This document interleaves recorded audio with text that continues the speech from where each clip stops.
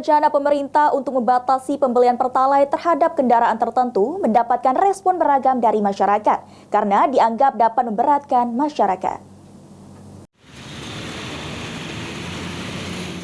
Rencana pemerintah untuk membatasi pembelian Pertalite bagi kendaraan tertentu menimbulkan beragam reaksi dari masyarakat, terutama masyarakat yang mata pencariannya menggunakan kendaraan seperti motor atau mobil. Eko, salah satu warga, menyetujui dengan adanya rencana pembatasan pembelian Pertalite.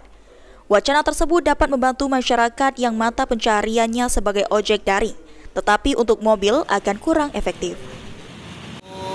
Masuk akal dan bisa diterima untuk kalangan ekonomi lemah seperti kami kalangan ojol itu cukup terbantu, Pak.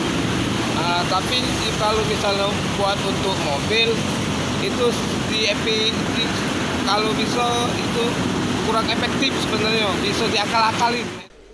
Sementara itu, Indra mengaku kurang setuju dengan rencana pembatasan pembelian Pertalite untuk kendaraan tertentu karena memberatkan para pengendara mobil, terlebih apabila harus membeli Pertamax yang harganya lebih dari Pertalite.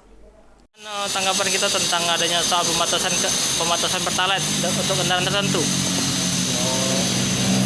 Ribet lah teman-teman, karena kan kita sebagai pengendara mobil kan kalau beli Pertamax itu mahal lah, harganya relatif mahal lah kan. Tahu mobilnya terpaksa sehari-hari. Diharapkan kepada pemerintah agar mempertimbangkan lagi rencana pembatasan pembelian Pertalite ke kendaraan tertentu. Ilham Wahyudi, PAL TV.